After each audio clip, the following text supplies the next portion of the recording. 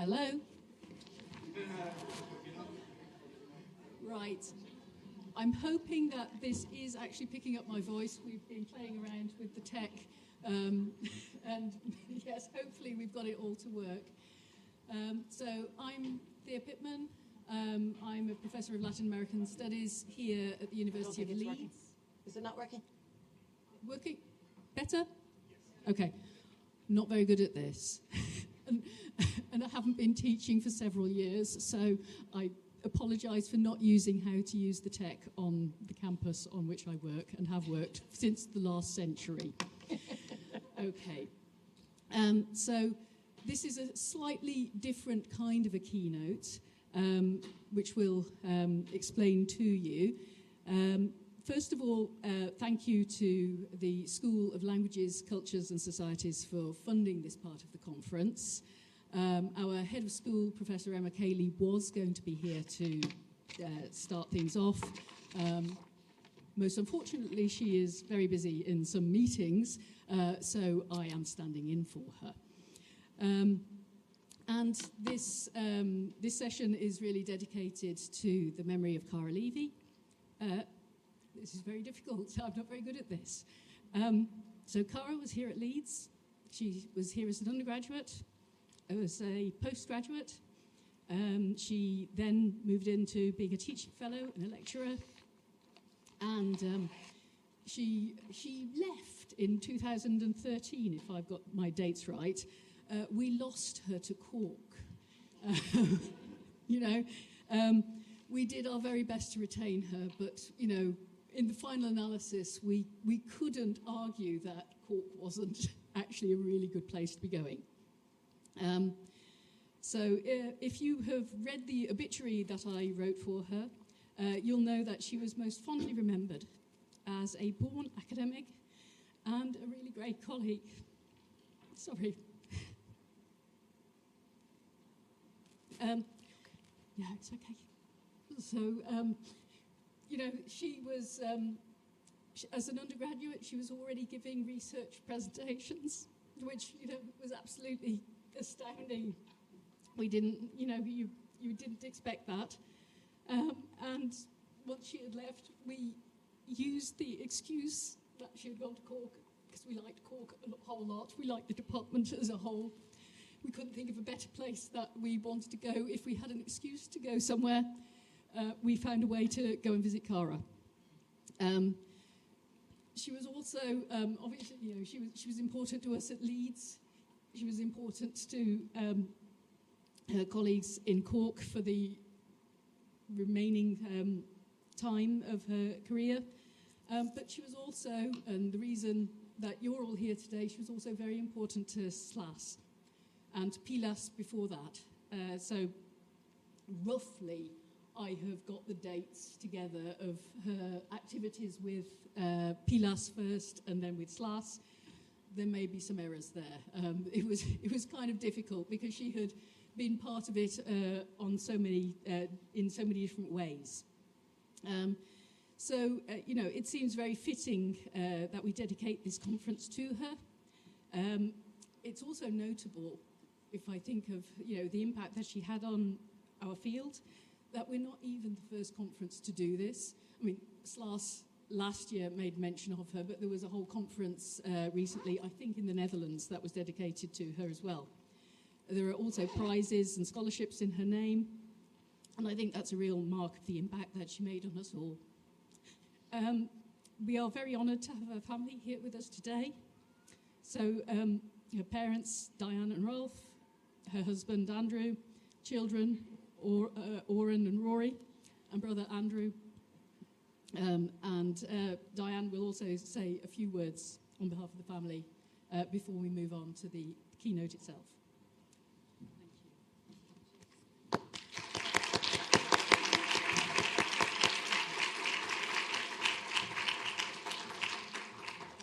relying on you to keep me right with me. Yes, I'll try. I'll do my best.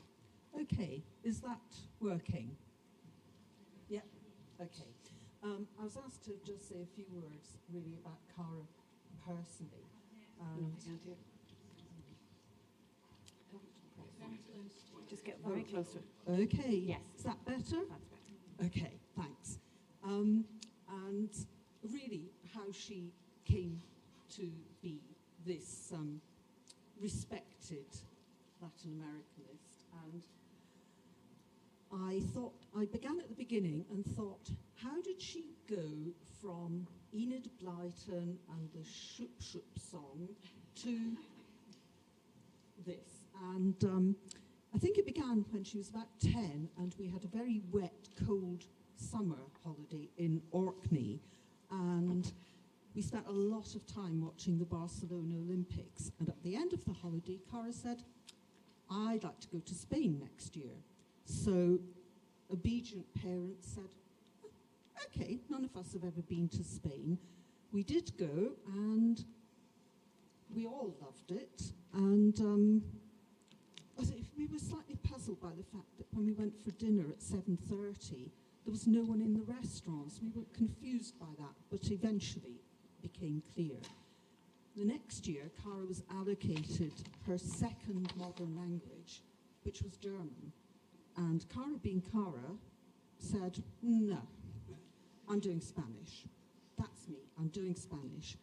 Found someone to swap with, and really, that was the beginning of her Latin American journey. She studied Spanish at school and came to Leeds to study here. Eventually, in her final year, I think she really found her place, and that was in the area of human rights and, I suppose, memory studies as well. So she, in her final year, she did a course and was inspired by the writing of Rachel Cedar, who was at the Institute for the Study of the Americas.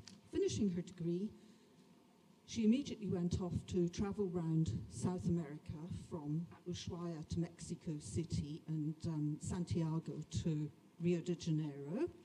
And at the end of it, came back and completed her master's at the Institute for the Study of the Americas, focusing as much as possible on human rights in Latin America. Towards the end, it became clear that she was not ready to give up and go off into the corporate world.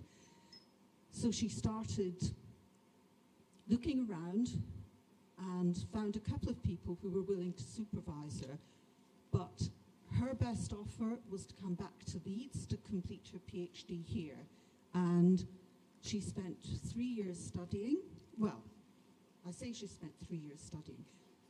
She largely spent time in Argentina and Uruguay, and occasionally got dragged back here for whatever she had to do in Leeds.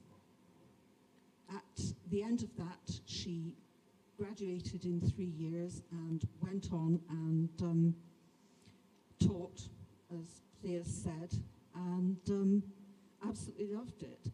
But the thing is, which I think a lot of people here might identify with, she really needed to get a permanent job, and it just didn't come from Leeds.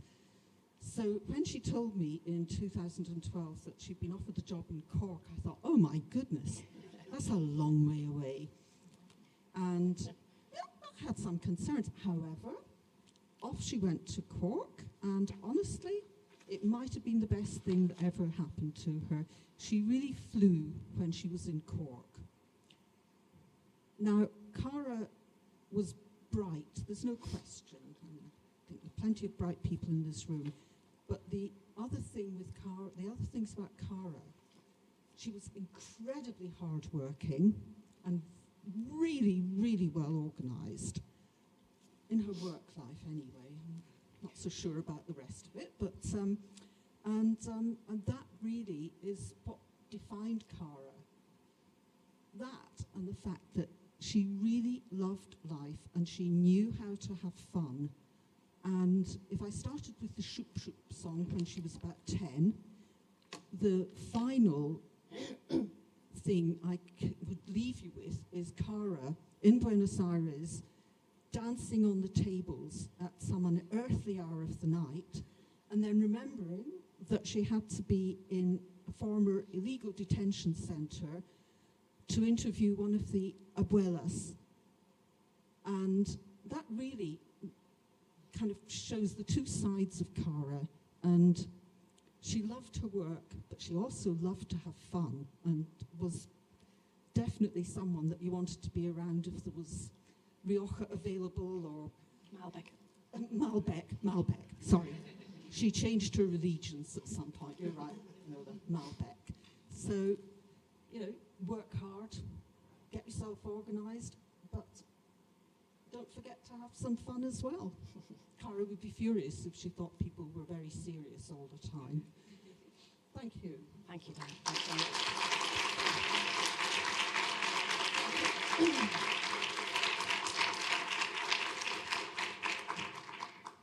Thank you very much.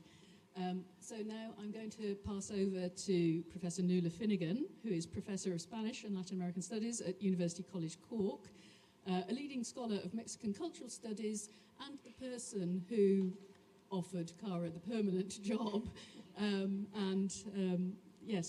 changed the course. So Nuala's research focuses on contemporary Mexican literature, film, visual culture, gender and violence. She's the author of quite a number of books, so I probably won't mention them all, but I believe that it started with monstrous projections of femininity in the fiction of Mexican writer Rosario Castellanos in 2000, and the most recent monograph, Cultural Representations of Feminicidio at the US-Mexico border, published in 2018, with other projects along the way that have book covers. Her keynote today is entitled An Escrache Poetics, Fragility, Ephemerality and Solidarity in Dialogue with the Work of Cara Levey. Thanks very much. Thank you. Thank you to both speakers, for their moving and heartfelt words in tribute to our dearly beloved colleague and friend Cara, and thank you most especially to Diane, Cara's mother. Cara's spirit lives on through the many initiatives that seek to capture her positivity and energy and preserve it for future scholars. It lives on through the wonderful work of PhD researcher Magali Belén Segovia, who is the holder of the Cara Levey Memorial PhD Scholarship and who's here today to share her work with SLAS for the first time.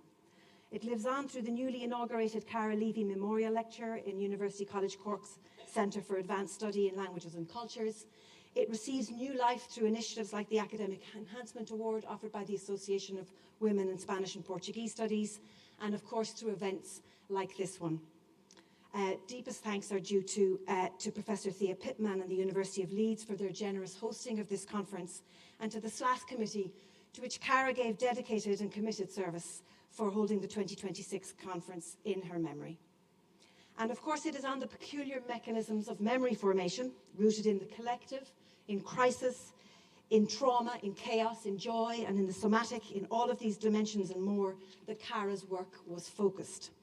I have chosen the Escrache as a way of trying to bring the various strands of her work together, and would like to consider what we might conceptualize as a poetics rooted in the Escrache, that well-studied practice of outing the perpetrators of human rights abuses during the military dictatorships in Argentina and Uruguay of the 1970s and 1980s. The Escrache, because its noisy, apparent spontaneity, seemed to spark something in Cara, who spoke purposefully and with energy about one she had observed and studied. Escraches are contradictory, seemingly spontaneous. They were, of course, meticulously planned and orchestrated. They offered a glimpse at another mode of catalyzing justice, however imperfect or limited. Cara maintained a deep interest in justice, as her mother has said. We should recall that one of her last published pieces was a cautionary and unapologetic warning about the dangers posed by Javier Milei, the then elected president of Argentina, and published in The Conversation. The Escrache, understood as a bringing to light through the enactment of a guerrilla performance of collective shaming, constitutes a fleeting and emphatic moment of revelation. In this way, it prominently foregrounds ideas of fragility and ephemerality, questioning the potential as well as the limits of collective solidarity. I would like to channel this Escrache energy, a sustained interest of Cara's research through articles in 2015 and 2016 and elsewhere, to enable an exploration of these concepts as applied to the academic activist interface that Cara very much embodied. Before I look at two examples of what an Escrache poetics might look like, it's worth recapping here some of Cara's insights into the Escraches as post-memory sites in her book, Fragile Memory Shifting Impunity, based on her doctoral research, which of course she undertook here at the University of Leeds. As is well established, during the late 1990s, the Escrache would become the trademark of human rights organizations, particularly in Argentina. I won't go into the etymological complexity of the term derived from lunfar, though there are many here who are much greater experts than me in that field. But Cara argued that by taking the Escrache into a range of peripheral locations and away from the traditional sites of protest, participants managed to interrupt the everyday and open up possibilities for unexpected encounter. In this way, the Escrache was imbued with an emotional and political power, constituting a mode of engagement with traumatic memory in a way that set it apart from more permanent memorial sites. Drawing from the work of a host of wonderful scholars, Cecilia Sosa, Luis Martin Cabrera, Diana Taylor, Alier Montaño, the activists in Hijos and other organizations, as well as influential memory study theorists such as Marianne Hirsch on post-memory and others, perhaps for Cara, the Escrache spirit was summed up by its complex reconfiguring of the space-time relationship, tornar cercano en el espacio aquello que parecía lejano en el tiempo, drawing closer in space that which seemed distant in time, and in the process, transforming those spaces. For Cara, though the Escrache often took place in so-called non-spaces, like busy intersections, I quote from her, new forms of remembrance and engagement may unfold there. In turn, those of us who have lost Cara, and thinking particularly of her family here, also seek new forms of remembrance. And so, my first reflection probes relationality and collective storytelling methods in a project that Cara and I were involved in, along with other colleagues at Cork, including Kira Broderick, who's here, and others who are not, Carlos Garrido Castellano and Blanca Escudero Fontan. And this project aimed to mobilize Latin American feminist thinking in conversations about constitutional futures on the island of Ireland. Critical epistemologies across borders, funded by the Irish government's Shared Island Fund and its North-South research programme, not without controversy, paired educators and researchers in Latin American studies, ourselves, with researchers in the University of Ulster from social sciences, led by Professor Fidelma Ash. So just to contextualise the project a little bit, and I'm sharing you the wonderful image that was produced by postgraduate researcher Elizabeth Rosales Martinez. As is well established, the process of Brexit, which seems like so many moons ago now, deepened debates on constitutional issues in Northern Ireland, threatening the so-called discursive invisibility of the island's border that had been in place since the Good Friday or Belfast Agreement of 1998, and which established the parameters of power sharing between Republican and Unionist communities. Critical epistemologies across borders brought together grassroots women's groups from across the island in a weekend workshop format held at different locations along the Irish border. Utilising a combination of conflict mediation methods and knowledge sharing around Latin American feminist epistemologies, the project sought to probe how art practices around borders and conflict that involved the US-Mexico border, post-dictatorship Argentina and Chile, and the Caribbean could function as prompts to stimulate debate, forge new knowledges, to spark and transmit novel connections. This slide hopefully will give you a sense of the format of the project. So with this in mind, we shared stories and art practices with women's organisations. These included women from loyalist and unionist backgrounds, as well as Republican. They included migrant women, including women seeking international protection from Latin America and elsewhere, women of multiple ethnicities, women who were involved in community education, women from LGBT+ communities, rural women, young women, women with disability, among others. Structured around key thematic pillars, security, healthcare, civic society, widening participation, the project looked to Latin America to help us to imagine a better future on the island of Ireland, one that might be inclusive, one that would be curious, one that could be safe. And I want to share a story with you from the first workshop and that focused on security with two very different grassroots organisations. The first, the Falls Women's Centre, Anad Bhráin of All in Irish, which is a feminist organisation committed to promoting structural and gender equality for women and based in traditionally Republican West Belfast. And the Glencree Peace and Reconciliation Centre, which is a refugee programme based in Wicklow, south of Dublin, with women seeking international protection from many different countries, including from Africa and Latin America. I choose this example as one that seems to encapsulate those cornerstones of Escrache intervention with its in-the-moment power and its palpable solidarity. The workshop had adopted a variation on a kind of photo voice methodology, enabling participants who are often silenced in the political sphere to be empowered and take authority and ownership of the process of narration and representation. The participants from the Falls Women's Centre, while some had been community activists for many decades, were not centrally involved in political circles, and many had been affected by political violence. Similarly, our participants from Glencree were all international protection applicants. Many had recently arrived with little knowledge about the context of the island's history and contested border, though with visceral lived experience of crossing many such borders in order to reach Ireland. The workshop began with the sharing of some images, and I'm going to give you an example. Including this one, the portrait of a victim of feminicidio, 7-year-old Iris Estrella from Ciudad Juarez, murdered with unspeakable cruelty in 2005, and painted by the Irish painter Brian Maguire as part of a big project involving children's art workshops, film, activism, and multiple portraits of the victims. After a brief elaboration on Iris' story, during which I shared with them my own personal encounter with the image and what I have discussed elsewhere as its ethical solicitation to me, its summoning of me, alongside the experience of discussing it with audiences in Ciudad Juarez, extended conversations with the artist and people involved in his project, my initial reaction to it, rooted in my experience as the mother of a then 7-year-old girl, and we asked the group if they might in turn show images that they had brought with them. In the next hour or so, one after another of the women present opened up to the group with stories of fairly unimaginable pain, all of which touched on violence, mostly gender-based violence, experienced in the many countries from which they had travelled, across borders, but also across timeframes and across generations. In an attempt to theorise or reflect further on what happened in the workshop, we have had recourse to the work of many different theorists, Judith Butler and others, to conclude that the image had somehow summoned also the participants of the workshop, in a way similar but also different from how it had summoned me, and who had begun to share their own stories that ranged from intergenerational memories of seeing their mothers and aunts beaten, to another woman's pain at seeing the abuse suffered by her grandson who was trans, or stories retold second and third hand about violence and abuse suffered in homes across many different contexts.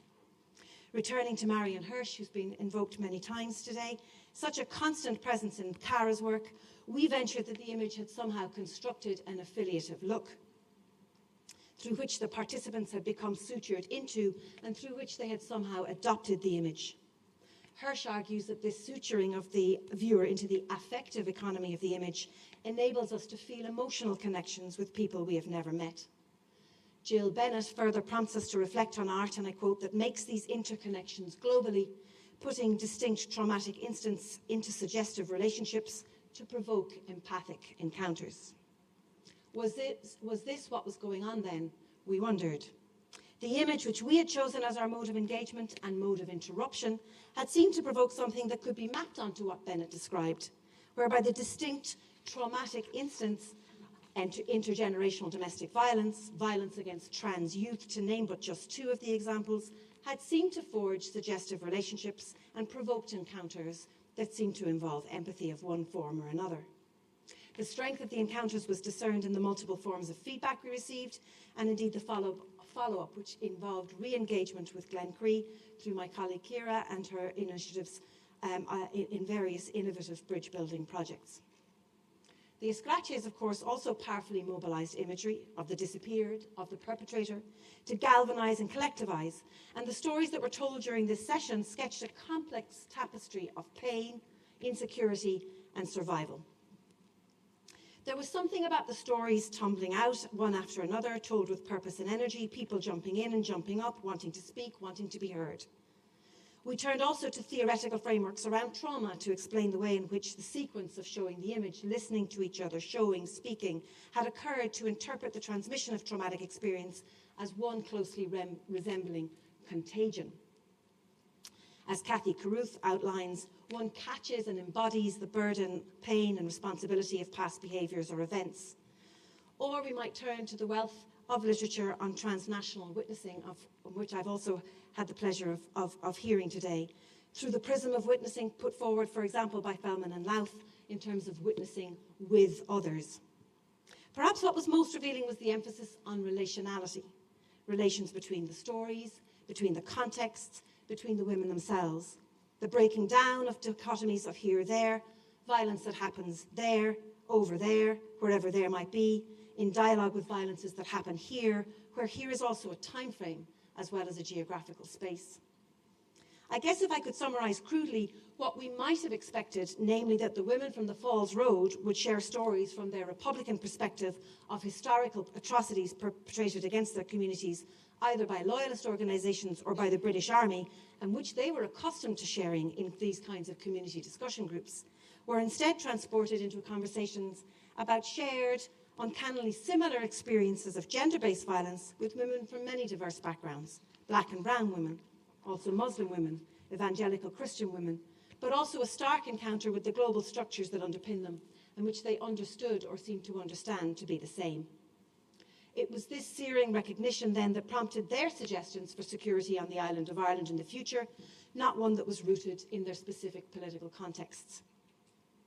And I'm not trying to suggest in any simplistic way that by listening to stories of rape and murder from Africa and Latin America that Irish women somehow reimagined their future, or that African and Latin American women, through listening to Irish women's stories of intergenerational trauma, had some kind of revelation about Ireland. Rather, it is that through the mutual recognition of the common basis of their pain, that a community-based grief was enabled. As Judith Butler reminds us, to grieve and to make grief itself into a resource for politics is not to be resigned to inaction, but it may be understood as the slow process by which we develop a point of identification with suffering itself. And I think that Rebecca Solnit's recent revisiting of her writing on hope offers a similar analysis. In this way, it is hoped that the grief and pain unleashed by the images shared and the stories they prompted can further points of identification that may in turn translate into a resource for politics. And I've chosen to reflect on this particular workshop, the one of 8 over the project's timeframe, as a way of showing how conversations matter, cultural texts matter, and ways of working through, to use Dominic Lecapra's term, but also working around and working towards can be found through creative juxtaposition and interstitial encounters. The concrete suggestions around security that flowed after the story sharing were powerful and provided a blueprint for the later development of a charter that might be used as a starting point for the inclusion of diverse women's voices in future political conversations. Cara was a vital presence beside me during this workshop, as was Ciara. Integral not just because they provided vital supports, both took notes and were able to speak to the women following the workshop to help with follow-up and supports, but because we had that encounter together, pooled our thoughts, talked through. Following the workshop, we went to get something to eat by the sea in Blackrock in County Louth, and then embarked on the long car journey home. I was fortunate to travel with Cara to several of the project workshops. The trip to the border from Cork is a long way. As Diane said, Cork is a long way from everywhere. 4 or 5 hours with the necessary stops for coffee. Cara loved her coffee. Where the project led and what it produced, we know. All of us involved in research projects know about deliverables and boxes that need ticking. Where it will lead and the sparks that it generated, we have no way of knowing. And what we actually learned and what was actually shared can never be captured, measured, framed, or contained, can never be boxed into a neat deliverable, much as the Escrache and its provisional messy nature allows for unexpected encounters and the exchange of stories to reimagine a moment in the present. As Downing says, good research can also be about, and I quote, the local, the small scale, the evanescent, the ephemeral, the underfunded, the wacky. Our project was all of those things. Local, of course, our tiny island with small groups of invisible women.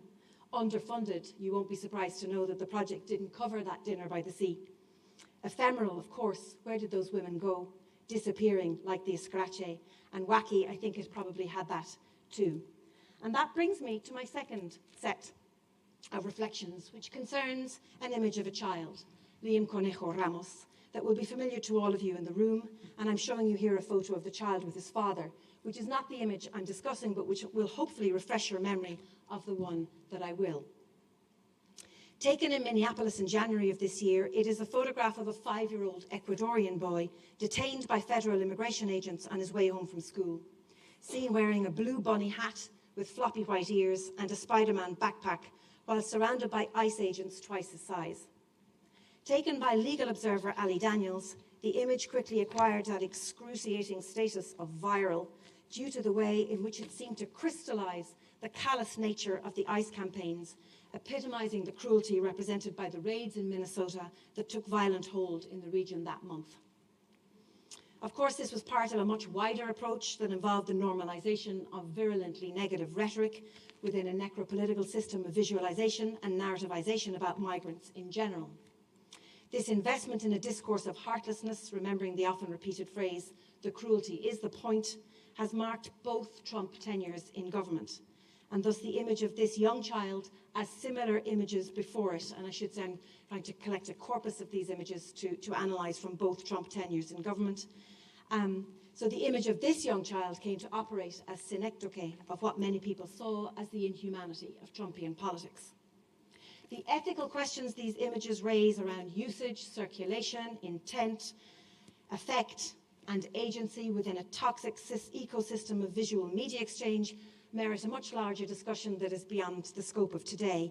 But in my attempt to participate in some kind of ethical questioning of the practice of showing and weaponizing children, I won't show the original image, but rather an artist's drawing as a way of helping us to understand the different components.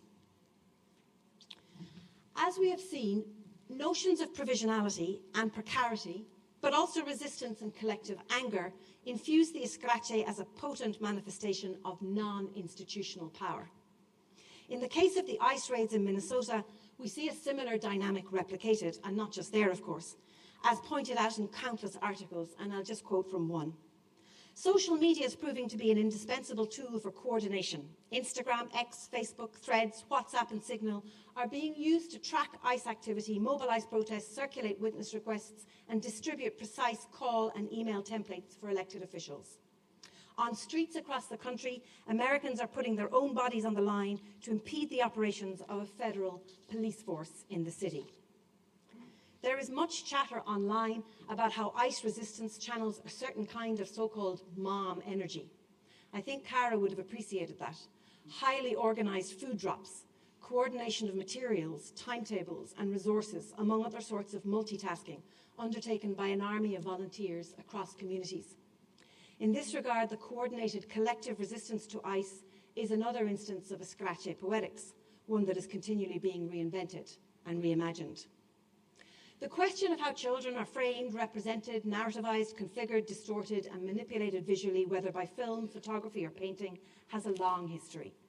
Fehrenbach and Rodogno show that the figure of the dead or suffering child has been a centerpiece of humanitarian campaigns for over a century, and suggest that in earlier eras, too, such photos, under certain conditions, could achieve iconic status. The work of the visual and humanitarian missions has a much longer history than that, of course. To cite but one example, Eugène Delacroix's painting The Massacres of Chios, the Ruins of Missolonghi, details rather graphically the Turkish slaughter, rape, and killing of women and children in Chios in 1822. The painting was completed and exhibited in record time for the 19th century, with Rodogno noting, "Le tout Paris saw it," causing a buzz. This is perhaps the equivalent of going viral for the period.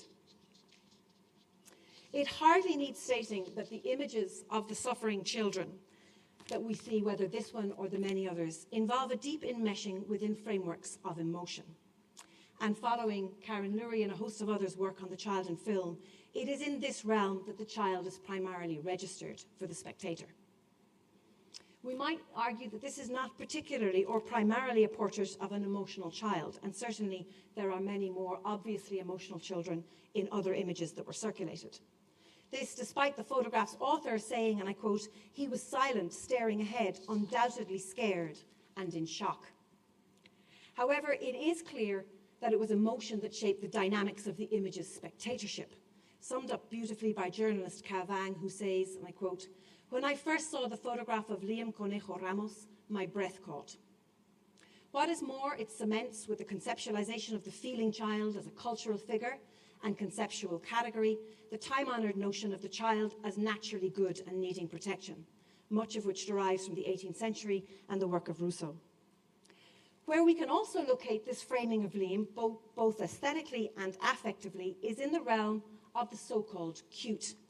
And it's on that I'd like to dwell for a moment as we contemplate how this mobilizing of cuteness as aesthetic and political discourse creates a process through which Liam becomes grievable, to use Judith Butler's well-known formulation.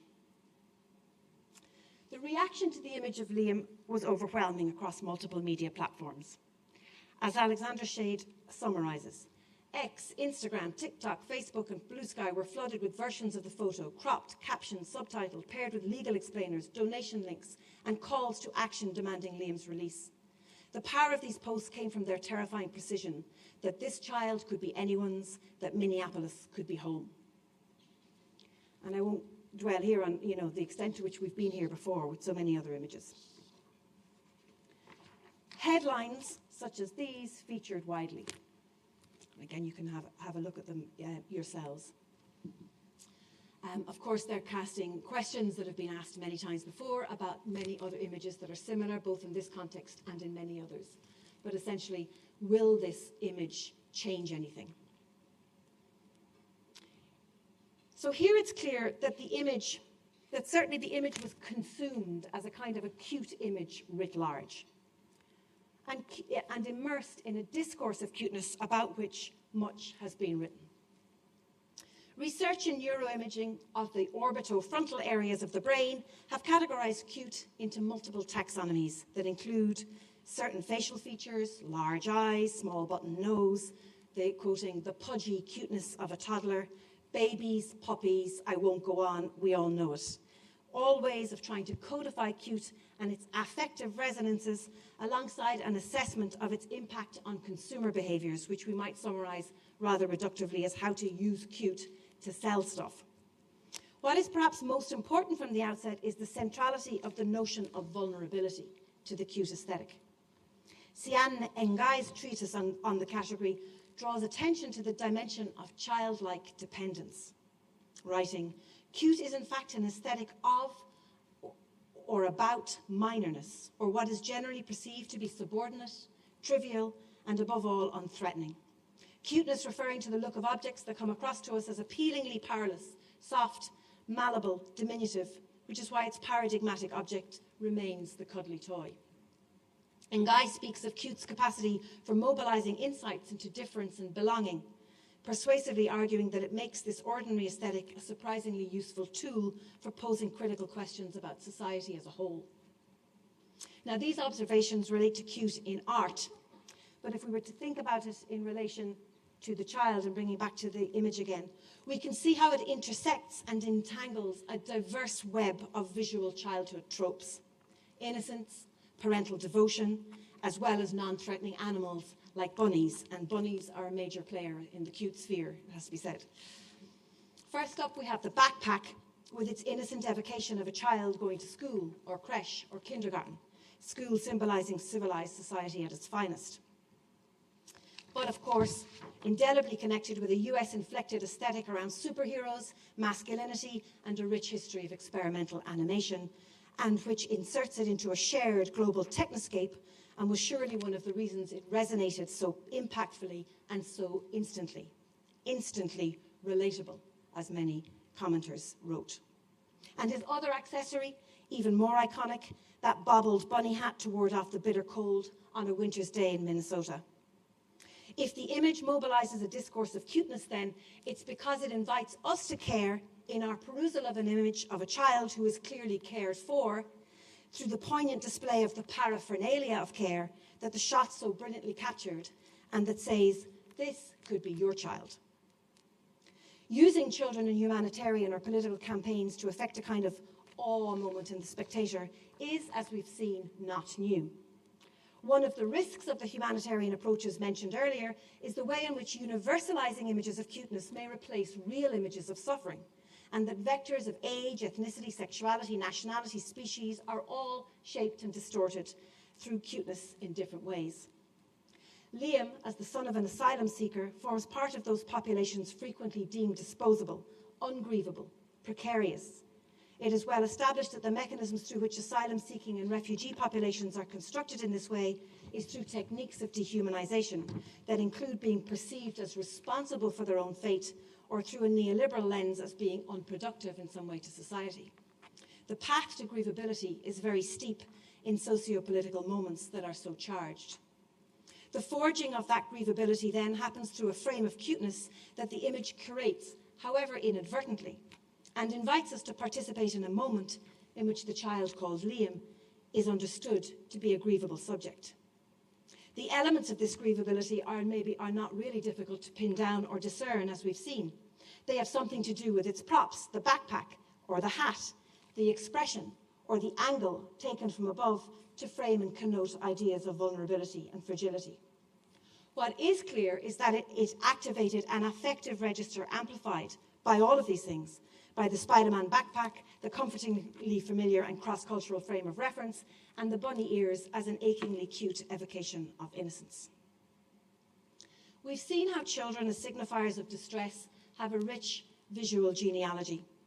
Critics outline the way in which they frequently construct a colonial gaze, copper fastening the idea of the usually developing world, clearly pertinent in this context, as infantilized, quite literally passive, helpless, and needing intervention. Haltunen writes of a pornographic spectatorial imagination between disgust and desire towards the subject. And it may be argued that this kind of circulation of imagery leads to what Julie Iraqi describes as mobilizing a momentary activism, but doing so at the expense of cultivating a deeper understanding of why humanitarian action is important, which are typical in online media activism, where they preserve the global inequalities rather than challenge them. If certain lives are for a moment or two deemed worth living, protecting and grieving, and others not, following Butler, it's a question of how power has reconfigured the field in which that subject becomes possible. If we extend that logic further, Liam is rendered grievable through a photographic filter that mobilizes cuteness, framed as childhood, rooted in conventional cliches of innocence and smallness, and which are threatened to be disrupted by the arrival of ICE. A new power field emerges then, constructed by infinite recycling, multiple iterations, recirculations, and repostings. This process is not linear, nor is it unambiguous, quite the contrary. Rather, we see a framing of a feeling child, returning to Lurie's term, that, and I quote, boasts radical openness to multiplicitous possibilities.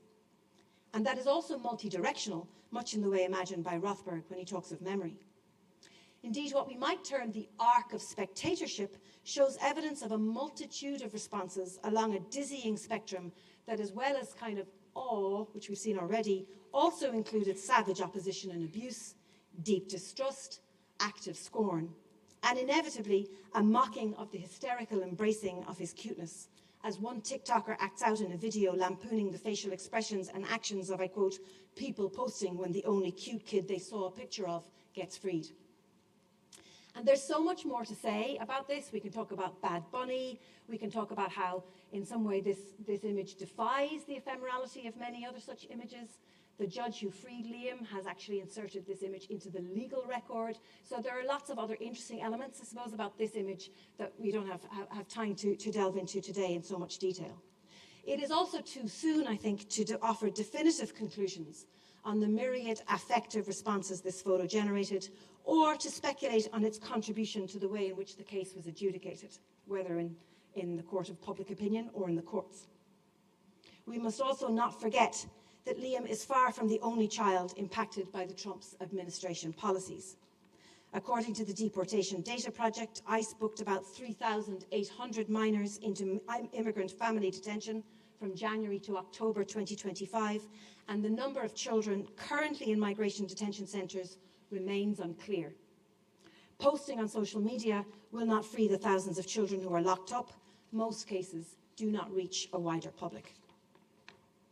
Ultimately, we need to appreciate how the swirling and competing versions of Liam become metonyms for dense entanglements of geography and topography, competing versions of truth and post-truth, political and social conflict, racialized experience, intragender dynamics. This last one is particularly interesting in the context of how the mother-father figures of Liam were subjected to ferocious online dissection.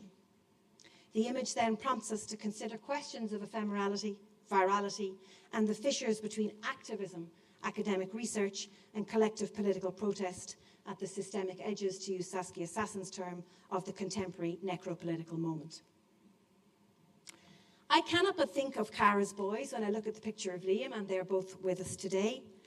Not very far off the age of this child, Cara's boys, I hope they won't mind me saying so, were the source of multiple hilarious stories she shared about the joys, but also the challenges and the responsibility of raising them in this unprecedented era.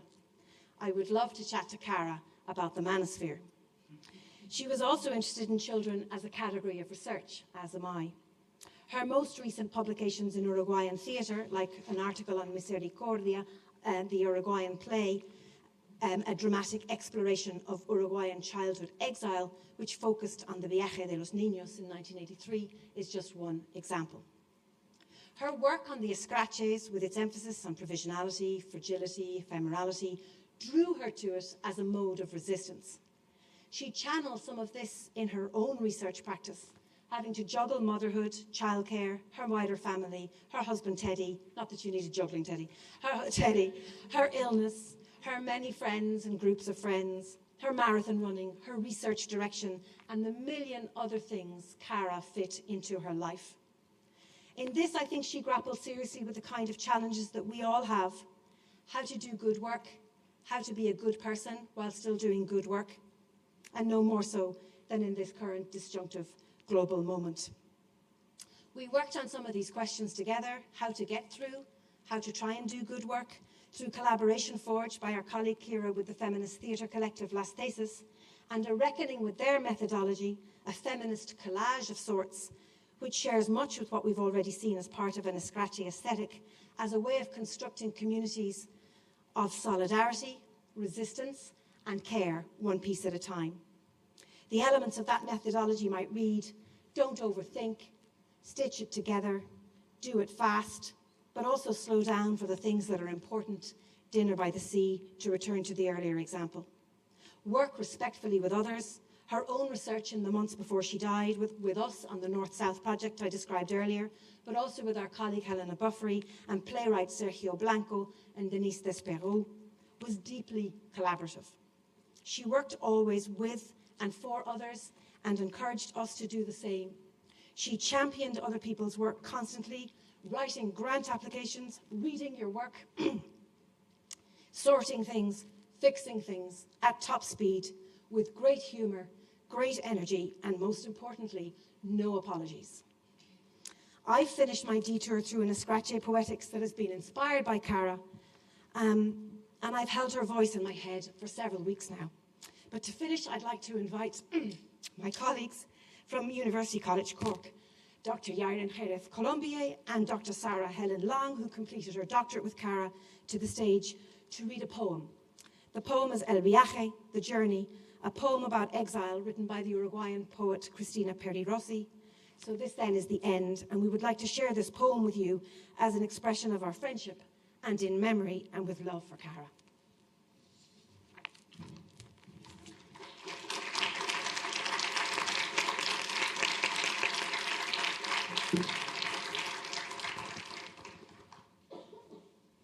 Mi primer viaje fue el del exilio. 15 días de mar, sin parar. La mar constante, la mar antigua, la mar continua, la mar, el mal. 15 días de agua sin luces de neón, sin calles, sin aceras, sin ciudades, solo la luz de algún barco en fugitiva. 15 días de mar e incertidumbre. No sabía dónde iba, no conocía el puerto de destino, solo sabía aquello que dejaba. Por equipaje una maleta llena de papeles y de angustia. Los papeles para escribir la angustia, para vivir con ella, compañera, amiga. Nadie te despidió en el puerto de partida. Nadie te esperaba en el puerto de llegada. Y las hojas de papel en blanco, enmoheciendo, volviéndose amarillas en la maleta, maceradas por el agua de los mares. Desde entonces, tengo el trauma del viajero. Si me quedo en la ciudad, me angustio. Si me voy, tengo miedo de no poder volver. Tiemblo antes de hacer una maleta. ¿Cuánto pesa lo imprescindible? A veces preferiría marcharme. El espacio me angustia como a los gatos. Partir es siempre partirse en dos.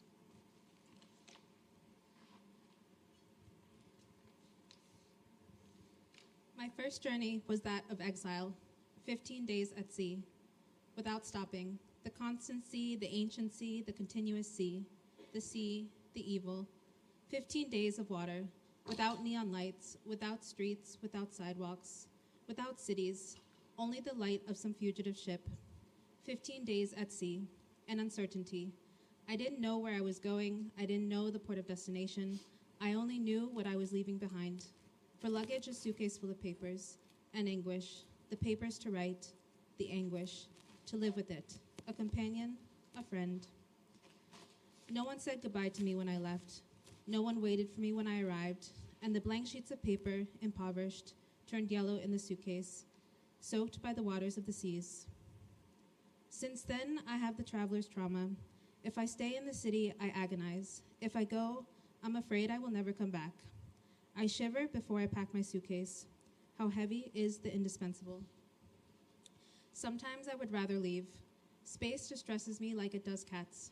To leave, or some would say to split, is always to split oneself in two. Thank you.